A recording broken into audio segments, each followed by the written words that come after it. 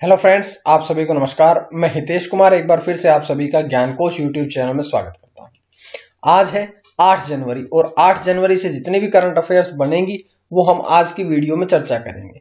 इस वीडियो का पीडीएफ आप सभी को ज्ञानकोश टेलीग्राम चैनल पर मिल जाएगा या ज्ञानकोश नाम से ही फेसबुक पेज है, आप लोग वहां से भी इसके पीडीएफ को डाउनलोड कर सकते हैं। तो ये थी थोड़ी जानकारियां। अब थोड़ी जानकारी और देता हूं कि हमने अब अपने ज्ञानकोश यूट्यूब चैनल की प्लेलिस्ट बना दी है।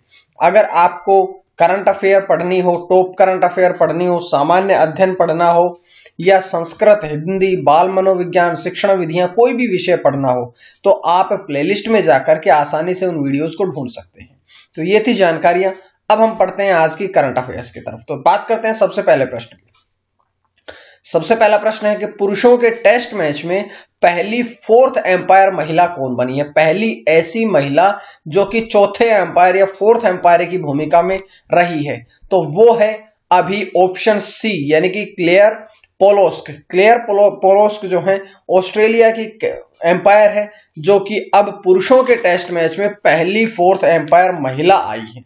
बात करते हैं उनके बारे में थोड़ी और भी कि क्लेयर पोलोस्क जो है वो ऑस्ट्रेलिया की 32 वर्षीय महिला एम्पायर है।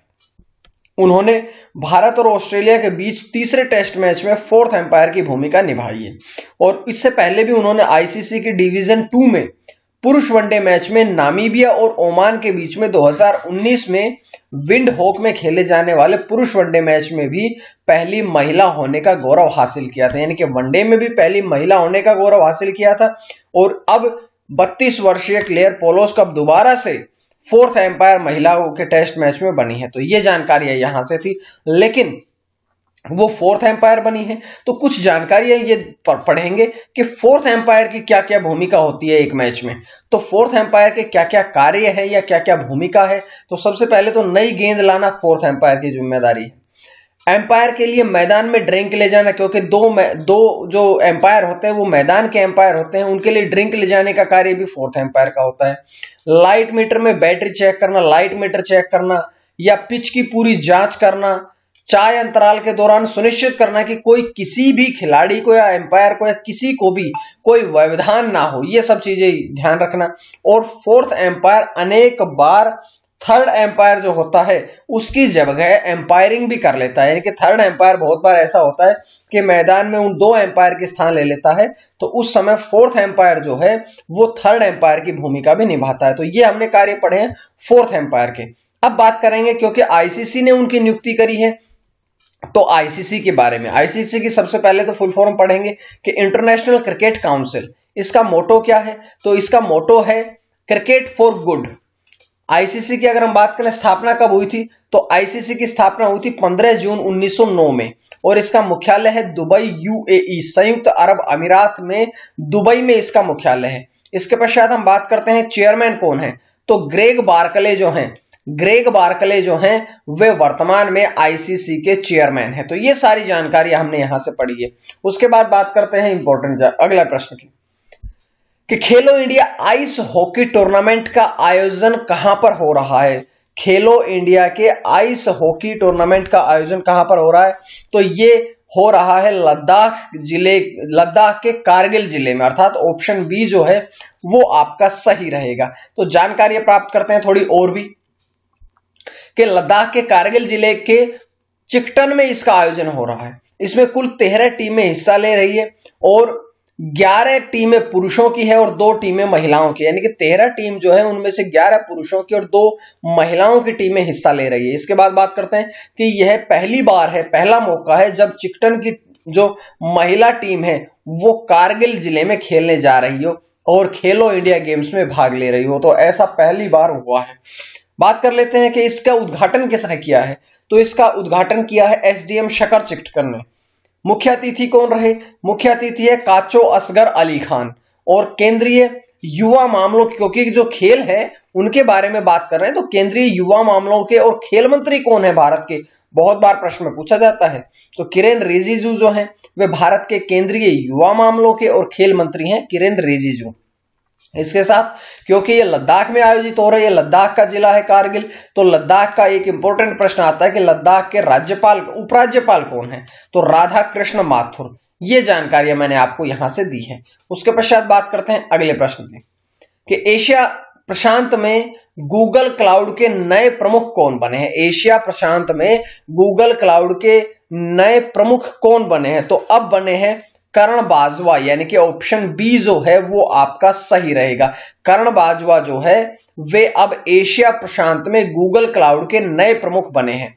अगर बात करें उन्होंने किनका स्थान लिया है, तो उन्होंने रिक हर्षमैन, यानी कि ऑप्शन सी जो है रिक हर्षमैन के स्थान पर करण बाजवा अब एशिया प्रशांत में गूगल क्लाउड के नए प्रमुख बने हैं। बात करते हैं थोड़ी और जानकारी होगी कि इससे पहले वे भारत में गूगल क्लाउड का नेतृत्व कर रहे थे। भारत में गूगल क्लाउड का नेतृत्व कर रहे थे, लेकिन अब वो भारत के स्थान पर अब एशिया प्रशांत में गूगल क्लाउड का नेतृत्व करेंगे। उन्होंने रिक हर्षमैन का स्थान लिया है। थोड़ी जानकारियां और भी पढ़ेंगे क्योंकि गूगल के बने हैं, तो गूगल हम हर दिन पढ़ते हैं, गूगल में हम हर दिन कुछ ना कुछ सर्च करते हैं, लेकिन आपको शायद गूगल की फुल फॉर्म नहीं पता होगा, तो मैं गूगल की फुल फॉर्म बताता हूं कि global organisation oriented group language of earth, global organisation oriented group language of earth, ये इसकी गूगल की फुल फॉर्म है। बात करते हैं गूगल की स्थापना कब हुई थी, तो 4 सितंबर 1998 में गूगल की स्थापना हुई थी। और संस्थापक कौन थे, लैरी पेज और सर्जे ब्रिन। लैरी पेज और सर्जे ब्रिन जो थे वे गूगल के संस्थापक थे। और सीईओ कौन है, तो गूगल के सीईओ है सुंदर पिचई, और इसका मुख्यालय कैलिफोर्निया संयुक्त राष्ट्र में इसका मुख्यालय है। तो ये पूरी जानकारी इस प्रकार से हम देखिएगा, हर एक वीडियो, हर एक क्वेश्चन की पूरी जानकारी गहराई तक हम पढ़ते हैं। उसके पश्चात अगला प्रश्न आप लोगों की स्क्रीन पे आता है कि स्मॉल फाइनेंस बैंक एसएफबी का दर्जा प्राप्त करने वाला पहला शहरी सहकारी बैंक, अर्बन कोऑपरेटिव बैंक कौन सा बना है, तो अर्बन, यूसीबी की फुल फॉर्म भी यहां से जानने को मिलेगी कि अर्बन कोऑपरेटिव बैंक। तो अब ऐसा कौन सा बैंक बना है जो जिसको ये दर्जा प्राप्त हुआ है, तो अब शिवालिक मार्केटाइल कोऑपरेटिव बैंक जो है वो अब इस एसएफबी का दर्जा प्राप्त हुआ है। ये उत्तर प्रदेश में है। पूरी जानकारी हम इसके बारे में पढ़ते हैं, जैसे कि शिवालिक मार्केटाइल कोऑपरेटिव बैंक जो है वो उत्तर प्रदेश में स्थित है। इसके साथ साथ इस बैंक को RBI, reserve bank of India द्वारा कारोबार शुरू करने के लिए आगामी 18 महीने का वाणिज्यिक बैंक लाइसेंस प्रदान किया है। और एक बात और कि अप्रैल 2021 से बैंकिंग परिचालन भी इसका शुरू हो जाएगा। इसके साथ साथ ये जानकारियां थी इस प्रश्न से, लेकिन 2 क्वेश्चन और यहां से इंपॉर्टेंट बनते हैं। जैसे हम बात करें शिवालिक मार्केटाइल कोऑपरेटिव बैंक के बारे में, तो उसके एमडी और सीईओ कौन है, तो सुवीर कुमार गुप्ता, सुवीर कुमार एस के गुप्ता अर्थात सुवीर कुमार गुप्ता जो हैं वे शिवालिक मार्केटाइल कोऑपरेटिव बैंक के वर्तमान में प्रबंध निदेशक और मुख्य कार्यकारी अधिकारी यानी कि एमडी और सीईओ है। और इसका मुख्यालय कहां है, तो इसका मुख्यालय है सहारनपुर उत्तर प्रदेश में। सहारनपुर उत्तर प्रदेश में इसका मुख्यालय है। तो ये जानकारी मैंने आपको यहां से बताई है। उसके बाद अगला प्रश्न, 5वां प्रश्न आपकी स्क्रीन पे आता है कि एमआरएसएएम एयर डिफेंस सिस्टम मिसाइल का सफल परीक्षण किसके द्वारा किया गया है, तो एमआरएसएएम एक एयर डिफेंस सिस्टम मिसाइल है जिसका सफल परीक्षण किया गया है भारत और इजराइल दोनों के द्वारा, यानी कि ऑप्शन सी जो है वो आपका सही रहेगा। भारत और इजराइल दोनों देशों ने मिलकर के अब एमआरएसएएम एयर डिफेंस सिस्टम मिसाइल का सफल परीक्षण किया है। जानकारियां और पढ़ते हैं कि यह एक मध्यम दूरी की सतह से वायु में मार करने वाली मिसाइल है। इसे डीआरडीओ और आईएआई अर्थात इजराइल एरोस्पेस इंडस्ट्रीज ने मिलकर के विकसित किया है। इसकी मारक क्षमता कितनी है, तो 50 से 70 किलोमीटर जो है वो इसकी मारक क्षमता है। और बात कर लेते हैं एमआरएसएएम, क्योंकि हमने सिर्फ ये पढ़ा है लेकिन इसकी फुल फॉर्म मैं आपको बताता हूं क्योंकि आपके एग्जाम में फुल फॉर्म भी पूछी जाती है। तो एमआरएसएएम की फुल फॉर्म है medium range surface to air missile, ये इसकी हुई फुल फॉर्म। अब बात करते हैं क्योंकि डीआरडीओ ने मिलकर के करी है विकसित, तो डीआरडीओ की full form defence research and development organisation. उसके साथ साथ बात करता हूं आईएआई की full form Israel aerospace industries. और डीआरडीओ के अध्यक्ष कौन है, डॉक्टर जी सतीश रेड्डी। और जो IAI यानी कि इजराइल एरोस्पेस इंडस्ट्रीज के अध्यक्ष और CEO कौन है? बोअज लेवी जो है वो इसके अध्यक्ष और CEO है। बात करते हैं अगले प्रश्न की। अगला प्रश्न नहीं है बल्कि अब आपकी स्क्रीन पे आता है आज का प्रश्न अगला, अर्थात किस राज्य में सरकारी कार्यालयों को ग्रीन घोषित किया गया? कौन सा ऐसा राज्य है जिसमें सरकारी कार्यालयों को ग्रीन घोषित किया है? तो 4 ऑप्शन आपके पास है और जैसा कि मैं बता चुका हूं कि जो अगली पुस्तक आएगी फरवरी महीने की 3-4 तारीख को, वो मैं आप सभी को जो सही जवाब देंगे उनको उपहार स्वरूप भेंट की जाएगी। अब हम बात करते हैं पिछले प्रश्न के उत्तर। जो कल मैंने प्रश्न पूछा था कि भारत में नए ब्रिटिश उच्चायुक्त कौन नियुक्त हुए हैं, तो अलेक्जेंडर एलिस। आप सभी का सही जवाब आ रहा है, बहुत अच्छा आपका रेस्पॉन्स आ रहा है इसका, उसके लिए आप सभी का बहुत बहुत धन्यवाद।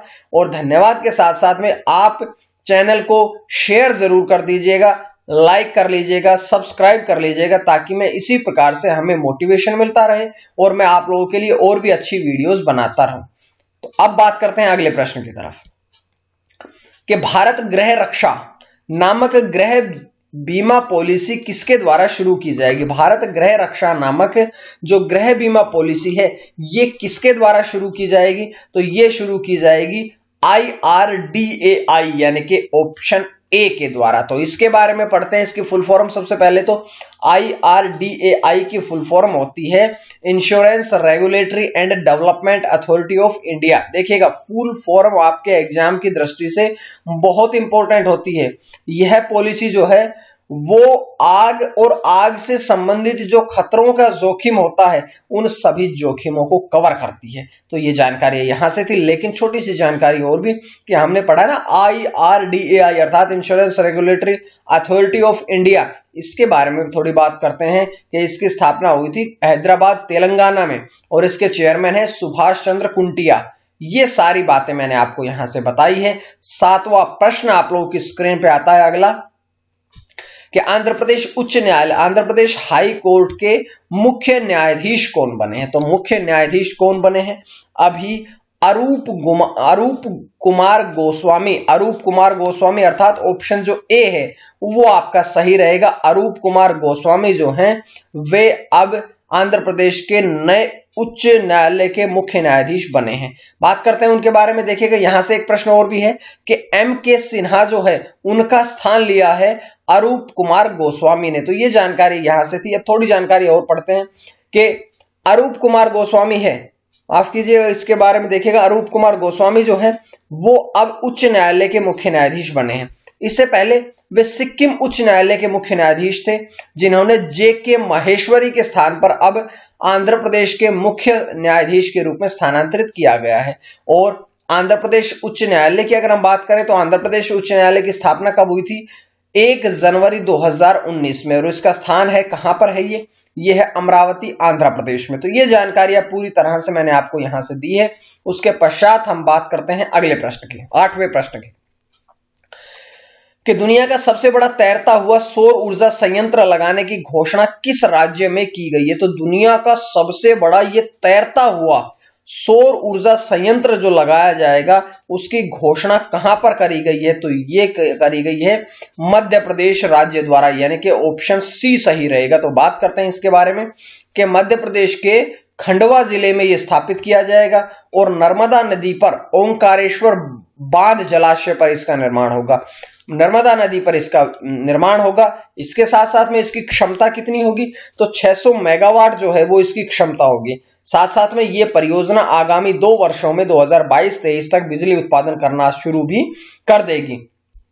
तो ये पूरी जानकारियां थी जो मैंने आपको इस प्रश्न से बताई है। उसके पश्चात हम बढ़ते हैं अगले प्रश्न के 9वें प्रश्न की तरफ। 9वां प्रश्न है कि किस राज्य में भारत का पहला फायर पार्क स्थापित करने की घोषणा करी गई है? भारत देश का पहला फायर पार्क कहां पर स्थापित करने की घोषणा करी गई है? तो अब करी गई है, ये जो घोषणा करी गई है ये करी गई है ओडिशा राज्य में, यानी कि ऑप्शन ए जो है वो आपका सही रहेगा। उसके बाद बात करते हैं कि ओडिशा राज्य के भी भुवनेश्वर शहर में इसकी स्थापना की घोषणा करी गई। किसने घोषणा करी गई है या इसका उद्घाटन किसने किया है? तो मुख्यमंत्री नवीन पटनायक द्वारा इसका उद्घाटन किया गया है, जिसका उद्देश्य है कि अग्नि सुरक्षा उपायों पर जागरूकता बढ़ाना। और ये जो फायर पार्क है ये प्रत्येक शनिवार को खुलेगा दोपहर 3:30 बजे से 5:30 बजे तक जनता के लिए खुला रहेगा, यानी कि 2 घंटों के लिए, मात्र 2 घंटों के लिए जनता के लिए खुला रहेगा। उसके पश्चात बात करते हैं अगले प्रश्न की। आज का अंतिम प्रश्न, किस राज्य ने मेडिकल इंटर्न छात्रों के लिए, जो मेडिकल करते हैं उन इंटर्न छात्रों के लिए भत्ता बढ़ाया है? तो ऐसा कौन सा राज्य है? अब यहां पर देखिएगा, उत्तर प्रदेश राज्य, जो कि ऑप्शन में नहीं लिखा है, उत्तर प्रदेश राज्य में इसकी घोषणा करी गई है। बात करते हैं उसके बारे में कि उत्तर प्रदेश राज्य में घोषणा करी गई है और एमबीबीएस और जो बीडीएस छात्र हैं, जो छात्र एमबीबीएस और बीडीएस कर रहे हैं, उन सभी छात्रों के लिए इसकी घोषणा करी गई है। यह भत्ता पहले 7,500 था, लेकिन इसे बढ़ा करके अब 12,000 कर दिया गया है। बात कर लेते हैं एमबीबीएस की फुल फॉर्म की। तो bachelor of medicine and bachelor of surgery MBBS की फुल फॉर्म होती है, और बीडीएस अर्थात बैचलर ऑफ डेंटल सर्जरी। पूरी जानकारियां मैंने आपको यहां से दी है। उसके बाद उम्मीद है आपको ये वीडियो पसंद आ रही होगी, और अगर पसंद आ रही है तो आप ज्ञानकोश यूट्यूब चैनल को सब्सक्राइब कर लीजिएगा। ज्ञानकोश नाम से ही टेलीग्राम चैनल है जहां पर मैं आपको पीडीएफ सेंड करता हूं, और ज्ञानकोश नाम से ही फेसबुक पेज है जहां पर मैं इनके पीडीएफ आपको सेंड करता हूं। इसके लिए आज के लिए इतना ही। मां सरस्वती की कृपा आप सभी पर बनी रहे। आप सभी का बहुत बहुत धन्यवाद।